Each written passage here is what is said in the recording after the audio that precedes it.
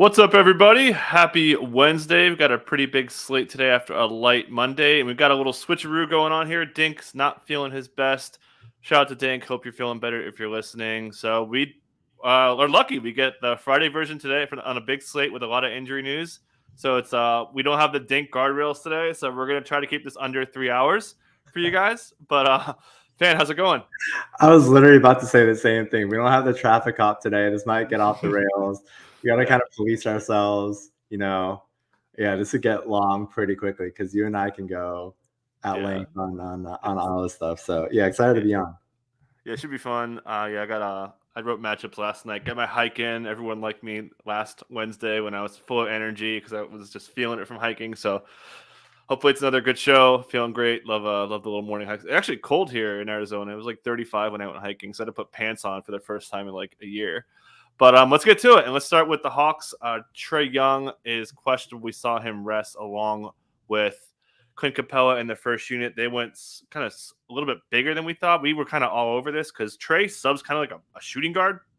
So we were pretty confident that they were going to start AJ Forrest as kind of their wings, Hunter at the 3, Jalen Johnson there. So what do we think about Trae's availability? I mean, getting to starters, but how are we looking for Trae after resting in the back? Or, the back-to-back had to be a factor. How do we feel about Trae's availability today? Yeah, I think there's a good chance he's back. He sat out the second leg of back-to-back, like you said, on Monday after playing 42 and a half minutes in overtime on Sunday. So he was ruled out, 6:30 Eastern for an 8 Eastern game. So it was pretty close to game time. Wasn't like ruled out super early or anything. So we think he plays here. The question is, they're facing Banchero, Mo Wagner, and Bol. Do they stick with Trent Forrest in the starting lineup, or did they go back to Jalen Johnson? That's my question. I have Forrest in there as of now. What do you think about what the projected starters for the Hawks look like? I don't. I disagree. I think you don't need the ball pressure. I think you've got Markel Fulton. I think you'd want to go bigger. They don't really play AJ Griffin. We've seen them use Trae Young on the ball way more often than I thought since they lost DeJounte, most notably him guarding Darius Garland. So I kind of think he gets the Fultz matchup, and I don't think they go to Forrest there. There's just so much size. You're just asking AJ Griffin to guard, Franz Wagner or something that he's going to have to guard him a little bit anyways.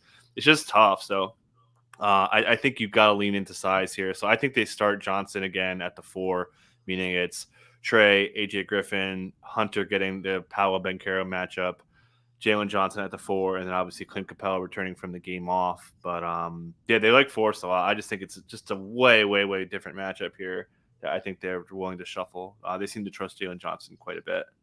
Yeah, so obviously in this matchup against the Magic, we want to attack them in the backcourt as always. So it makes Trae really intriguing. We saw usage without DeJounte, Trae 33.5% usage, Bogdan at 29%, and DeAndre Hunter at 23.5%.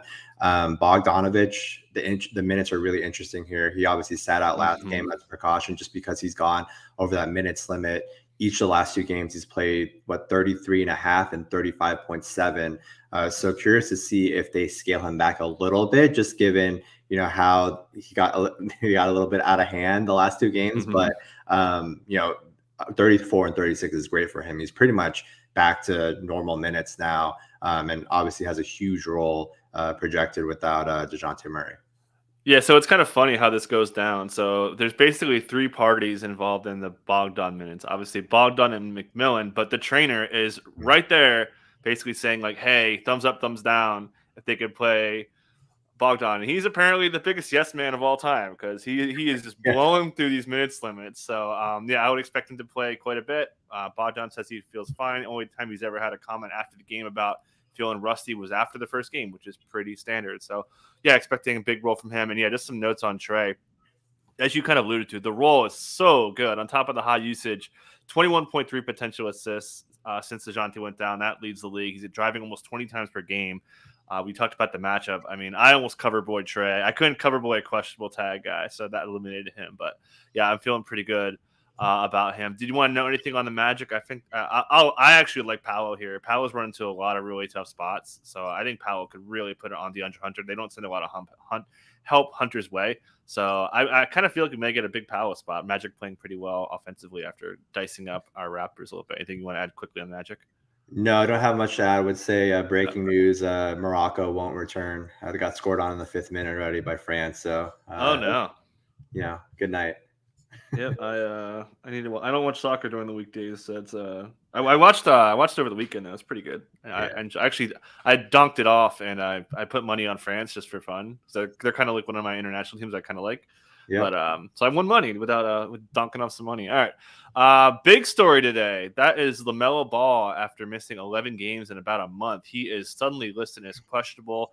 We saw him roll his ankle on the fan at courtside. It didn't look too bad, but he Mhm. was getting help to the locker room. He's obviously been out, and we should note it was very similar last time where, boom, pop up, he's playing. So we saw him play 28 minutes his return. I thought that his ankle injury he suffered recently wasn't as bad as the one that we saw in the preseason, but aggravated injuries tend to have a little bit more damage to ligaments, et cetera, et cetera. So we put him at 28 minutes. That's the exact number he got in his return before. I think it's just a similar scenario here.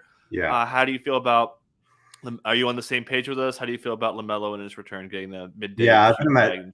I put him at 28 and a half. He played Uh-huh. 28.2, so we're about the same. I mean, he's been slow just in general to heal and recover from those ankle injuries. Mhm. The initial one, we thought he'd be back a lot sooner, but that recovery dragged on. Then he re-aggravated this time, and it didn't look as bad initially, and that dragged on. He missed almost a month, 11 games. So I think they want to be a little cautious. Would be surprised if he exceeds 30 minutes in this one.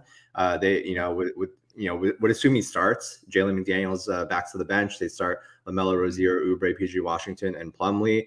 I think Maladone is probably out of the rotation, if not, entirely. But they've been playing a lot of Bryce McGowan's lately. I mean, he's Yeah. got a big role for them. So that bench probably the role in 9-man rotation with McDaniels, Nick Richards, Kai Jones, and McGowan's off the bench with Maladone on the outside looking in. So take some ceiling off Terry Rozier. He Yeah. moves to the off guards. He's a lot less of the ball, but we know what to expect with LaMelo. Would kind of stay away though. Would think he's fairly limited in his return, and not. I wouldn't trust it just right away. Yeah, it's too bad because the matchup's really good, and I almost cover Boyd Rozier Yeah. because Rozier's playing his best ball of the season, and just terrible timing for him to lose some role here. 8.1 minutes of touch time in his last 3 games. He's on 10th in points per drive. He's been really aggressive. He's found his off-ball game a little bit with catch and shoot. It's all coming together. One of my favorite matchups to attack. Mhm. So I saw people in our Discord were betting Rozier stuff, and that just sucks. Yeah. To get that out of the blue Q tag. But I mean, I still, yeah, he should still do fine here. yeah, fine. Obviously you're not gonna get the ceiling, but Rozier is gonna still play a ton and great Yeah, matchup against the Pistons. We like attacking the yeah, Pistons pretty much across the board, interior, exterior, perimeter. Like it's a great matchup all around. yeah, absolutely. So good spot for Lamelo. Curious to see his price there. Do you want to add anything on the Isaiah Liver stuff, or I feel like it's pretty straightforward? No, I saw the quote earlier. It was Dwayne Casey said he wouldn't make the trip. He's close, but shoulder's still not Mm. 100%, and they don't want to risk re-injury at this point. So I think he's like, Keith Langlow said he's close. So yeah, Yeah, don't do too and we much. should see that big lineup. Boyan picking up a lot of ball handling, and just shot usage. And Jalen Duren, one of my favorite matchups here. His minutes have been really good. His Mhm. offensive rebounding has been pretty solid, and kind of iffy matchups. He gets one of the worst, 29th in putback points per miss are the Hornets. So uh, I could see a big Jalen Duren smash. Yeah. Hashtag my guy.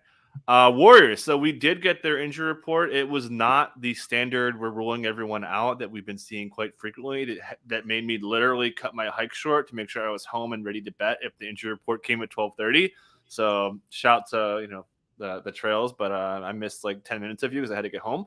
But we did get Steph with a Q tag. Mhm. Clay very predictably is going to miss this one with the back-to-back. Hasn't played back-to-back yet. Draymond got a probable tag last time. Got it again for ankle soreness. But Steph, we saw him bang up his knee, go to the locker room, return, looked pretty fine. Was kind of expecting a Q tag, maybe an out tag, which is why I cut my hike short. But anything you want to add on Steph's availability and on top of just things you may have noticed last night in the loss against the Bucks? Yeah, well, I think the blow up plays a factor here. Mm-hmm. Poole was the only Warrior starter to play 28 plus minutes last night in the first leg of a back-to-back. Steph was at 27, Dre at 23. So you look at the back-to-backs that Steph has sat out so far, and he's sat out 2 back-to-backs so far. The minutes in his first leg have been 38 and 37. He only played 27 last night, returned with that knee issue after kind of going knee to knee with Giannis on that drive. I think there's a good chance he plays tonight, even though this spot kind of dictates just kind of in general that they sit guys out. We saw last time Andrew Nemhard just basically dominated him and outdueled him, so maybe he wants a little bit of revenge.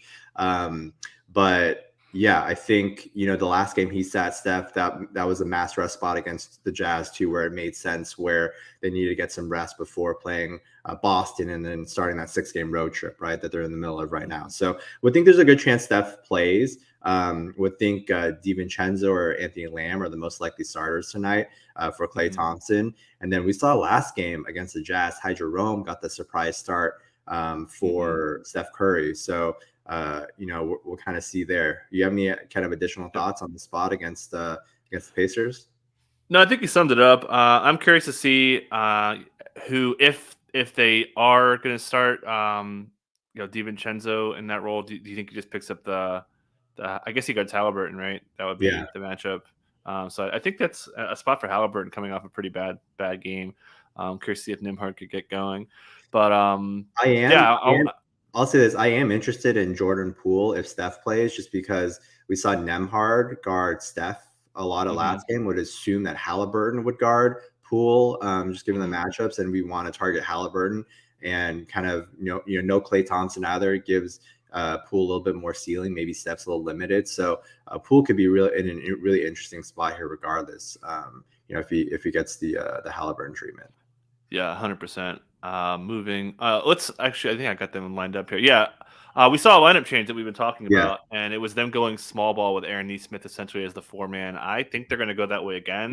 They obviously had a horrendous offensive game, scoring only 82 points, 1 point from Halliburton. Ben Mathurin had a really inefficient offensive game.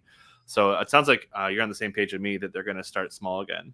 Yeah, and this lineup, even though we see this box score and they allowed 87 points in a dreadful game against Miami, 118 defensive rating so far for this unit on the season, which should rank dead last. So I think there's some give and take here, a lot of give and take here, going smaller.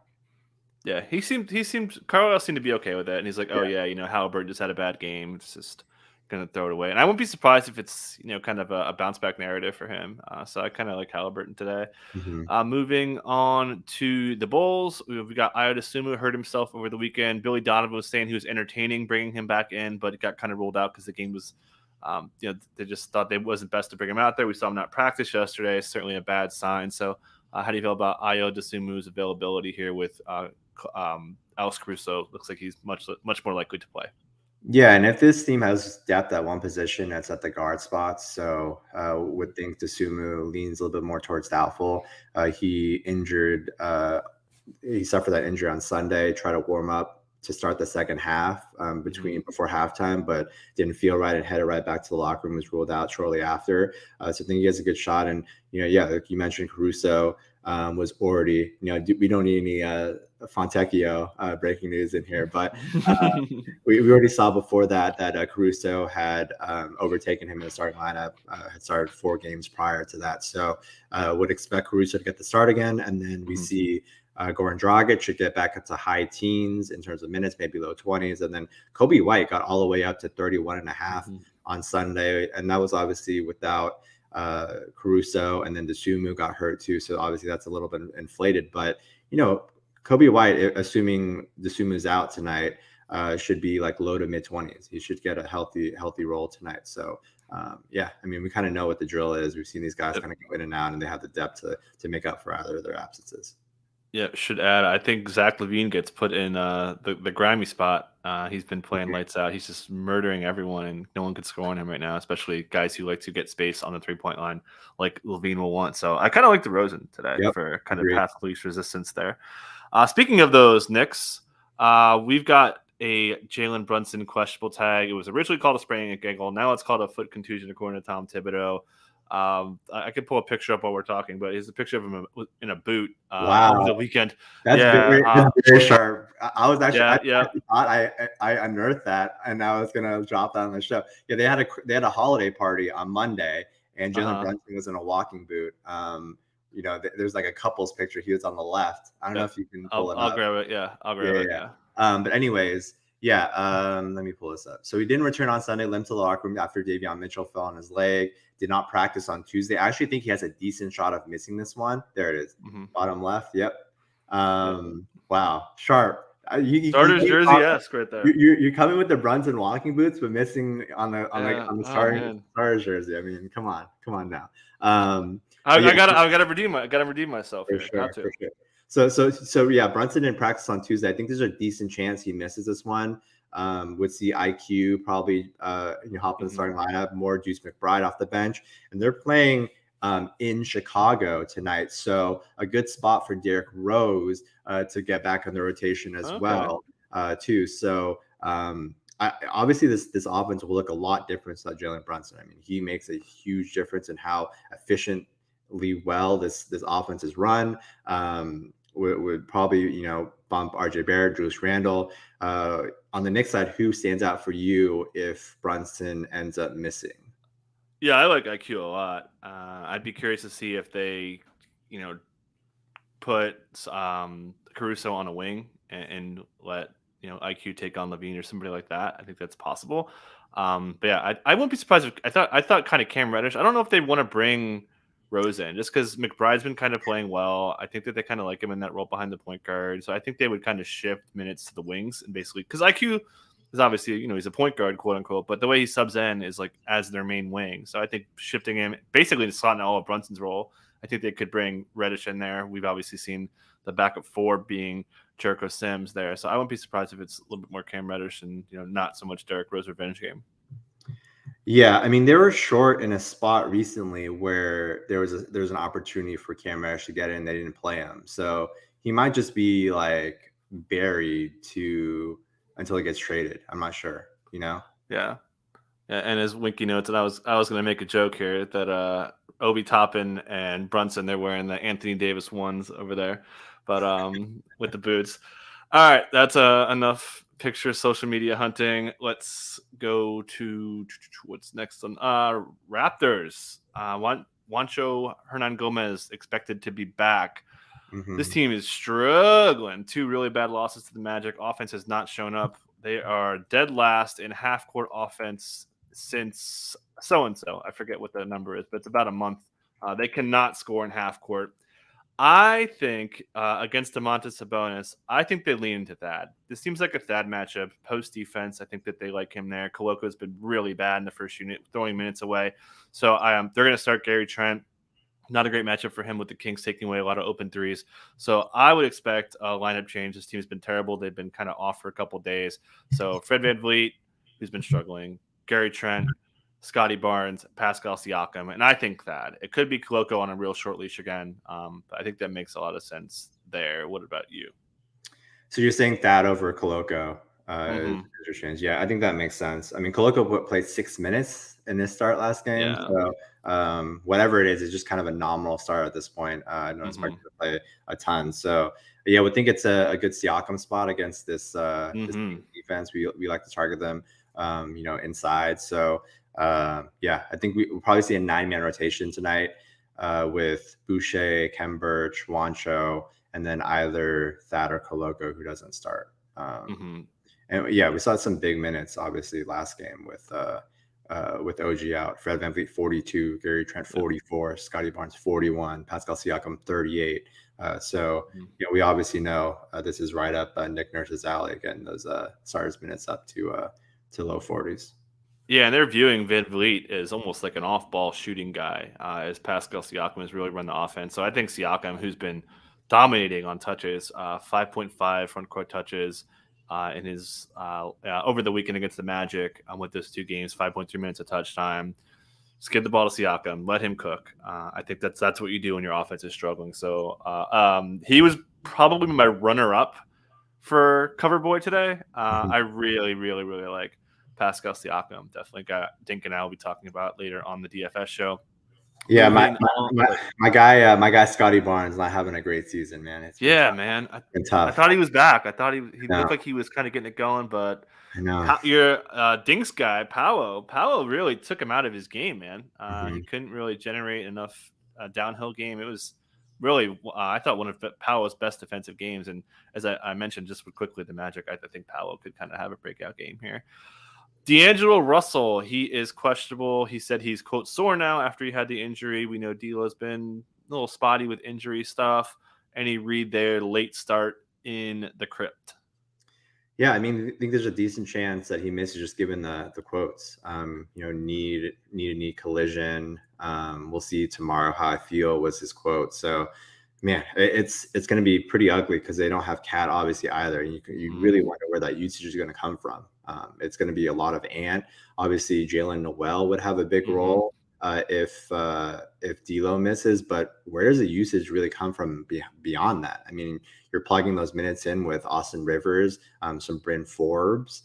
Obviously, Noel. No, I think it's Noel all day. I mean, they don't. D'Angelo's not in the defensive player bucket. Noel's not in the defensive player bucket. I think you just say, hey, our offense is going to change in a big way. Noel doesn't really use screens the same way that he does, like D'Angelo does with Gobert. So I think it's going to be really Ant, you run the show. Noel, you kind of score on reactionary defense and stuff like that. And low key, Kyle Anderson's going to get a lot of ball handling if D'Lo sits. They have a little two-man game with him and Gobert that seems to be working. He's been making decent shots from three all of a sudden, so that's fit pretty well now that he's kind of found his shot. So they've been choosing their spots with Kyle Anderson, and if D'Lo's out, I think Anderson's going to play a lot. Matchups, I think, going to be okay. I think they're going to really prioritize trying to take Ant and load up on him. I think the matchup's so fine for Ant just because he's going to possibly get so much usage here. But yeah, definitely that would be something to watch. This would be, I mean, if D'Lo misses, this could be a really ugly one for the Wolves. I just, I don't, like I said, they don't have enough on offense to consistently create good looks. And this Clippers team has been really solid overall, and especially defending the pick and roll. There'd be a little less of that without D'Lo, obviously, but yeah, I mean, the Clippers have all their guys back today, so without Norm, almost, besides Wall got added, but I mean, it could be a really ugly spot for this Wolves offense potentially if D'Lo misses. Yeah, needless to say, I will not be betting on the Wolves today. Moving on to the outs, we've got a gazillion tags for the Heat, but the only one that matters is Jimmy Butler is being listed as out against the OKC Thunder. Would likely expect Max Strus to start after not playing in the second half, pick up a big role, almost a 7-man-ish rotation with Dedmon getting the non-BAMs and then Oladipo being the second unit backup point guard. Strus picking up almost all the backup wing minutes there. So without Jimmy, probably looking at Duncan to get back in the rotation, and then playing some non-hero stuff. Maybe we see some Highsmith. But how are we looking at Miami without Jimmy Butler here? Yeah, another Spurs special, another really short rotation coming. 8 players, maybe 9. Like you said, Duncan Robinson would be my bet for the 8th, and Haywood Highsmith possibly for that 9th. But should be pretty concentrated. Spo actually mentioned earlier today that he would look at resting players tomorrow in the second leg of back-to-back. So this is a spot where I can see big minutes for Kyle Lowry. Kyle Lowry seems like a prime rest candidate tomorrow, and then Oladipo seems like a prime rest candidate tomorrow as well. But yeah, Lowry, Hero, Strus, Caleb, Bam would be that starting 5, and then Depot, Dedmon, and then Duncan, and then possibly Haywood Highsmith rounding out the rotation. So yeah, I mean, we've seen Lowry ceiling spots without Jimmy before, and this is one where I could see him playing big minutes, big role with a potential rest spot coming tomorrow. Yeah, I have eyes for Bam Adebayo today. I think Bam's minutes are really solid. I really want to attack this OKC defense. It's missing one of their post defenders. They've been shredded on the glass. For sure. I think they're going to really lean into him running triple handoff stuff, especially with Tyler Hero probably running into Lou Dort. And we've seen Hero struggle when he has really difficult matchups at times based on what we've seen this season. So I actually love Bam. Another guy. There were a lot of matchup cover boy candidates today. It was really tough. And we haven't got to who the guy is yet, but pray for Poku and Mike Muscala and whoever else they're going to throw at Bam. That's a prime matchup. You mentioned part of why I like Lowry too. We've seen the ceiling. You're putting Lou Dort on Hero, so it kind of neutralizes that a bit. So it opens up a little bit extra looks for other guys. So Bam should be in a great spot today. Yeah. Moving to those aforementioned OKC Thunder, let's start non-injury, just so I could let you make me feel worse about myself and talk about Jalen Williams. Not only playing 38 minutes, not Yeah. only scoring 17 points, he guarded Luka late in this game, and he kind of derailed Luka from what was going to be a huge game after he was cooking Dort, which is why I have this background. I'm still not over Dort getting wrecked by Luka, on top of Jaden McDaniels getting wrecked by Dame the same night. So my matchup boys are just killing me here. But yeah, go ahead and just make me feel worse about not having Jalen Williams as my guy if you want before we talk about no JRE. Hey man, you took Tatum with the first pick, so you got to be feeling pretty good. He looks fucking awesome, that guy. Yeah. So yeah, I mean, so without JRE, no Kenrick Williams either. Should see Jalen and Poku starting in that front court, and then it would be more Baisley, and then off the bench, and then Mike Muscala probably gets back on the rotation as well. I think it's pretty straightforward here. They've been I would add Eugenio Miuri. Yeah, I was just about to mention him. Yeah, sorry. Yeah. Okay, Miuri, they've been playing him a little bit more too. He was obviously in the rotation last game over Muscala, so he'll see his minutes bumped up too. Yeah, Jalen Williams, I think pretty good spot today. The minutes projection should be healthy. Mm-hmm.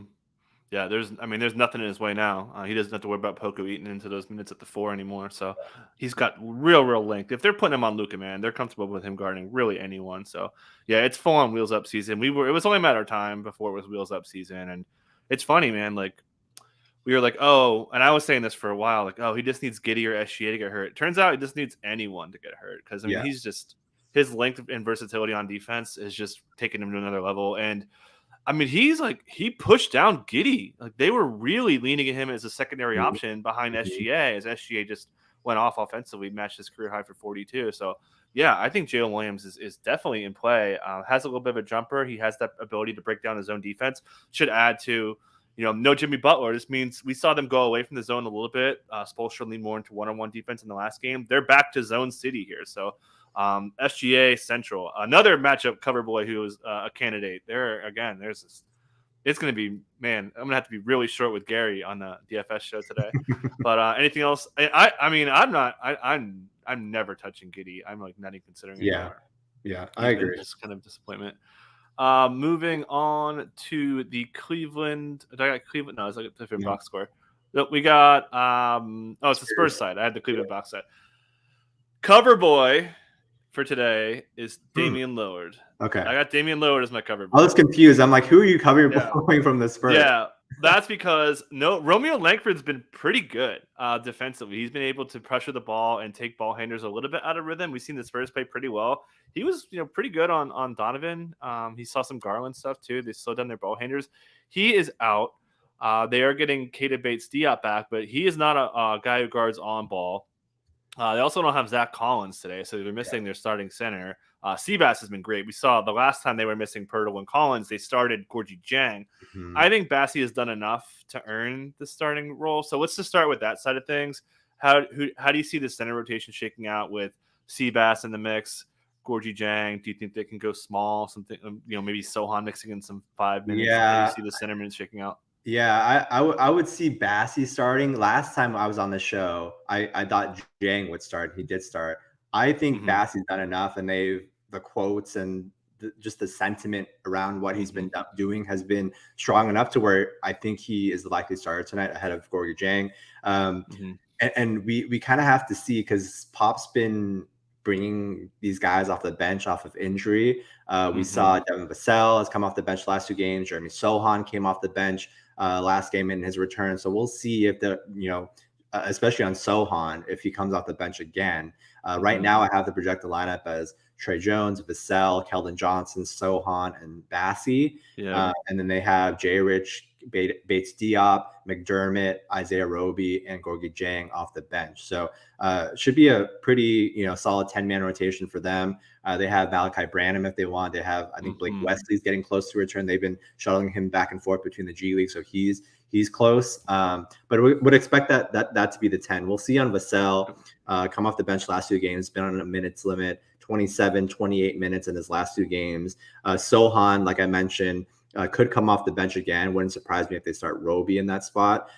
He only played 18 minutes. It's pretty limited in his first game back. So I think if there's going to be a change in that lineup, I just said it'd be Sohan coming off the bench again, like we've seen with Devin Vassell the last 2 games.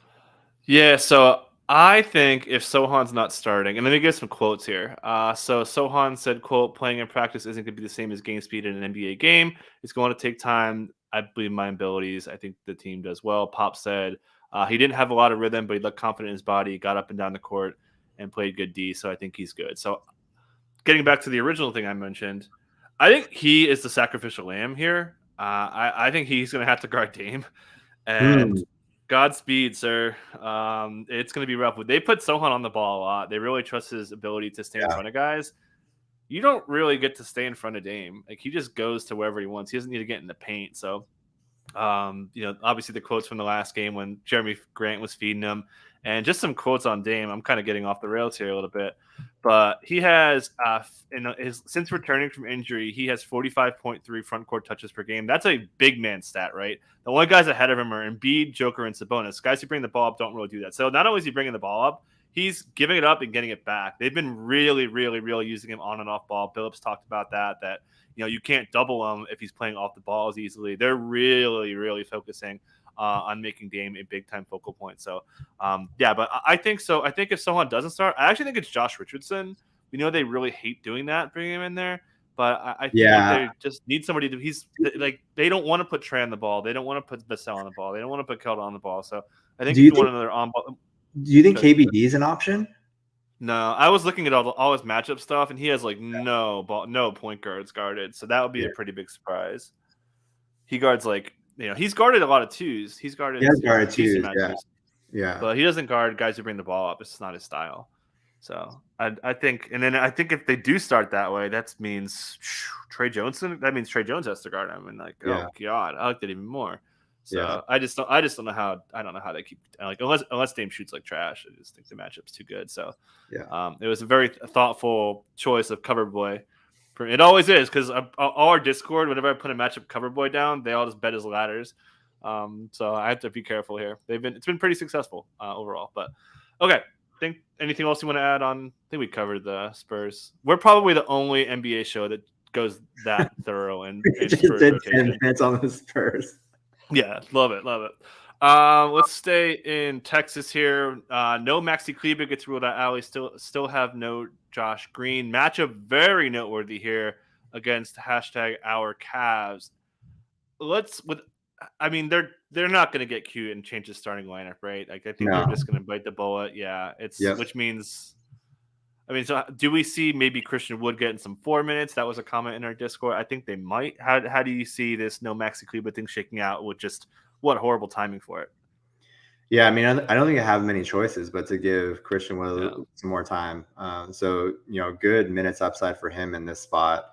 Anybody on the, I don't know, Luka gets Lamar Stevens, I guess. 100%. So anybody on the Mavs side you're eyeing in this spot? No, I hate this game, man. The 30th ranked pace on offense versus the 29th ranked pace on offense. This game's gonna be so slow. I just don't. And their defense. The Mavs have actually slipped defensively since they put THJ in the starting lineup. I believe they're 23rd, and they're still really vulnerable inside. So I actually like Jaren Allen here, but I don't really. I think Luka's just taking too much usage wise, and I think that they're even like, oh, okay, Darius Garland's in a guard, Dinwiddie, but their help defense is so strong that I just don't feel excited about anyone. They're playing really good defense right now. Agreed. So I'm fine playing Luka against Stevens, even this matchup's really slow. His roll's that good, but I'm definitely not excited about it. It's gonna be so freaking slow.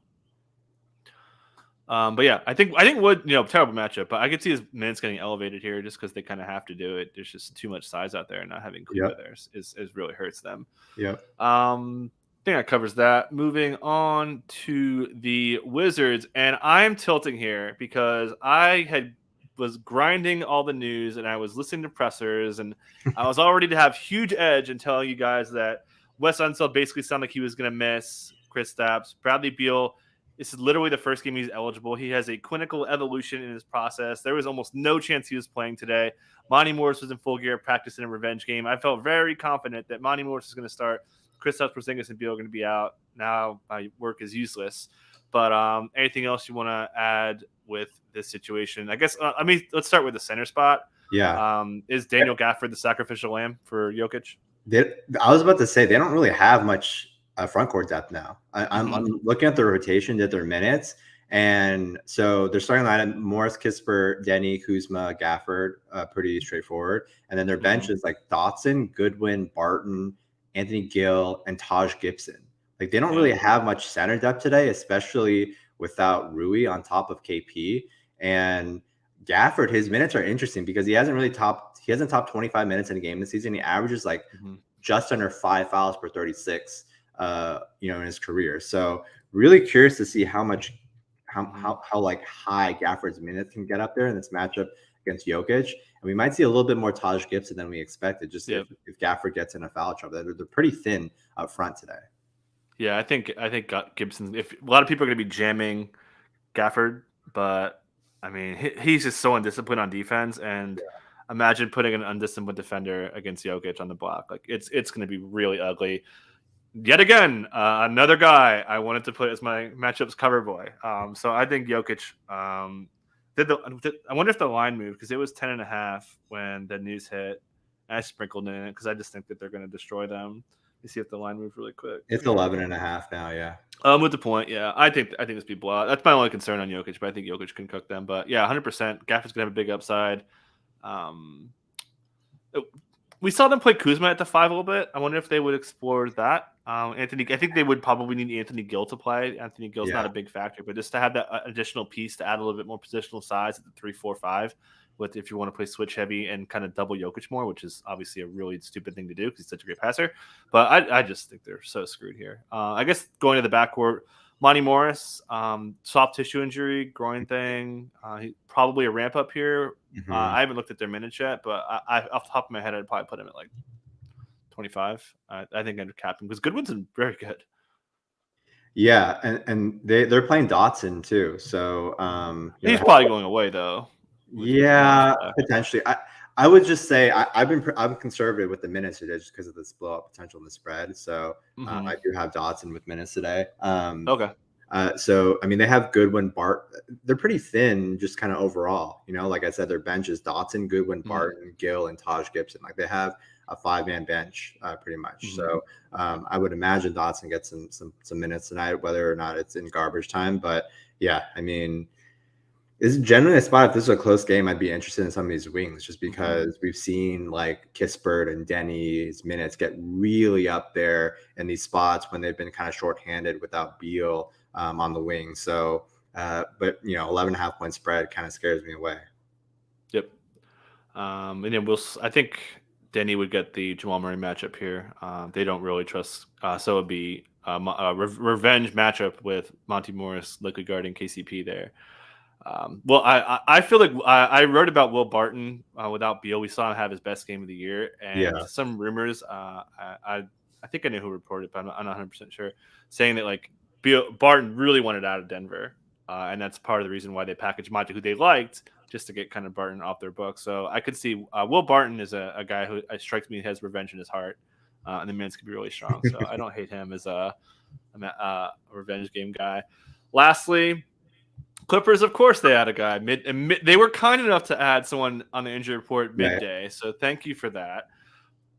I guess on top of the Wall stuff, are we getting anything else? Because they have a national TV game tomorrow against the Suns. It definitely feels a little odd. Do you think they're just going to stick Kawhi tomorrow then? Yeah, and I think they did this knowingly, so they would have Wall out today and in tomorrow, and then Kawhi in today and out tomorrow. So they kind of coordinated and then we haven't seen too many like BS shenanigans from the Clippers this season or lately. We're kind of used to it in the past, but they just kind of add someone super late in the day, rule them out. And they've been pretty good with the injuries so far, especially with like getting it out in the morning of a back-to-back even. We got the Kawhi, Paul George news. So I think it should be, pretty straightforward. And the news we have now is going to be the news that we end up with. So second unit's going to once again famous last words, by the way. I know, famous last words, but I've done this long enough to where I feel like the Clippers aren't going to pull anything, late. But we'll see though. So second unit should once again, we saw this again previously, should be Terrence Mann, Luke Kennard, Boston Jr., Batum, and Moses Brown. Actually, we disagreed a little bit. I have Amir Coffey over Boston. I think that now that you have Kennard, I think you've got Mann. I think you'd rather have another defender in there, but I don't feel too strongly about it. Yeah, I think Kennard could push Boston out a little bit. Okay, yeah, so we'll see. Either way, that last spot is irrelevant. Let's go. We talked about today. Let's go 10 minutes about Brandon Boston Jr. Yeah, can we do that? Yeah, off ball game. Amir Coffey playing some back and forth. This is how we get off the rails. Yeah. Oh, can we talk about Zubac's minutes really quick? Absolutely. I talk about this a lot because Ty Lue all the time. He's been saying this, and I've been saying this so long that like once he gets his wing depth back, Zubac's minutes could get cut. And this is a matchup. This is perhaps the guy who, if you want to start a thesis paper about why Gobert is overrated, you would start with Ty Lue, right? Yep. And what he did in neutralizing him. So I think I'm 0 chance I'm playing Zubats today with all those wings available. They're just going to space them out and be, I think, probably bombing a lot of threes. Curious to see if there's any like 3-point props that we could look at. But anything you want to add on this minute? Just pulling up Zubats' box score. Foul trouble was why he got cut down hard here. But even without foul trouble, the minutes have been really down, and they were overly playing him earlier in the year. I think just expecting that they were going to cut him down now. Anything you want to add on Zoo? No, and you had the matchup against Gobert as is, so it's not an appealing spot, even if you played, fullish minutes. So a lot of downside there for sure. 100%. All right, I got notes on Josh Hart and Eubanks probable. Don't think we need to go there. Anything else that you want to hit, or anything that we missed while we were chatting? Let me see here. Just kind of going through my notes. Jerry Kenrich, BLKP, Yep, I think we got everything. We got Kevin Huerter got added to the Kevin Huerter. Yeah, Huerter. Yeah, I skipped over that. So with the 4 ankles. So yeah, I mean midday Q tag, never a great sign. They do have some wing depth there. Would see. It was B2B. It was B2B though. Yeah. So probably see a Terrence Davis spot start, would imagine. Malik Monk also an option there, but he's come off the bench every game this season. Terrence Davis got 1 start, so we'll see on that. But yeah, I think those two. De'Aaron Fox came back, looked a little better, but it was still kind of the Domas Sabonis show last night. But yeah, any notes you have on the Kings overall, especially if Huerter's out? No, I was kind of expecting Fox to get a Q tag today. His minutes were kind of down. We talked about this ad nauseum that he was playing through it. Mike Brown said he was fine. Everyone's playing through bumps and bruises, and then the next game they're listening when he misses 2 games. So it seemed like a spot that I'm not playing De'Aaron Fox. No, absolutely not. Bad matchup, back-to-back factor. The Raptors could put pressure on ball handling defense. I think it can go really badly for him, but. Yeah, I think this helps Malik Monk's case, especially if Fox can't go, because he's been a pretty heavy ball handler as well, especially if Huerter can't go. He may not get the start, but you need shooting, man. I mean, the way you beat the Raptors is with shooting. We saw the Magic be able to do that, hitting 3-point shots. They are dead last in the NBA in allowing spot-up points per game, the Raptors are, so that seems like a Malik Monk Huerter spot. So taking those guys are in the same bucket, so taking Huerter out, even though it doesn't start, this makes me like Monk kind of a lot. For sure. So I'll be looking at Monk stuff for DFS. Cool. Thanks for getting that. I had that note. Yeah, I had that note. I just skipped over it. Yeah. Cool. I think that's it. Any other things you want to hit? I think we covered most of it. We went pretty deep. And how do we only do it in 40 seconds? I know. I have no idea. This is a miracle. Yeah. I'm trying to think of another matchup that I could hit that I don't have yet. Oh God, I like Darius Garland a little bit today. Yeah, I don't think. Yeah, I think because they're gonna put Dorian Finney-Smith on Donnie. I think. Yep. So I think Luka will probably get the Mobley matchup. So that would be fun. They may target him too. They really like to kind of like when they mismatch guys who are offensive players on Mobley, they target him a lot. But it's so hard to get deep in that game. I think that's a good spot though. That's just not a great game environment overall. Yeah. I think there's some better game environments out there, but I agree. 15.3 seconds per possession. There's like teams that are like a full second and a half faster than them. It's just so slow. Okay, so I don't have the ad read in front of me, but I'm going to try to do it blindfolded. Support the people who support us. This show is brought to you by Underdog Fantasy. If you're playing NBA Pick'em, you could use ETR's tools to play their game.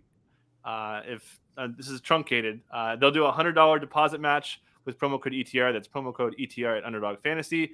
I butchered it, but Underdogs is so good. I advanced 14 of I played 45 best ball mania teams, so I got almost a third of my teams advanced. Love Underdog. Going to be playing some NBA.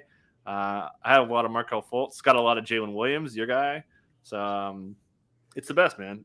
Yeah, well, I want to shout out. We have the gauntlet running right now for NFL. Yeah, there you go. Playoff basketball contest, $25 entry, $1 million in prizes. So just getting that started, and looking to fill that. So yeah, you can find us at obviously the news at underdog_NBA.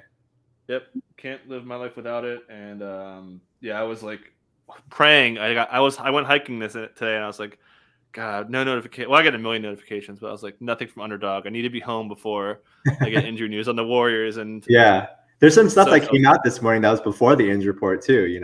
Yeah, I saw that. Did you get that from the Pacers beat? Yeah, I did from the Klay Thompson one. Yeah. And I was like, that seems odd. I feel like there's more coming, and then I was ready to go for that. So yeah. All right. So good.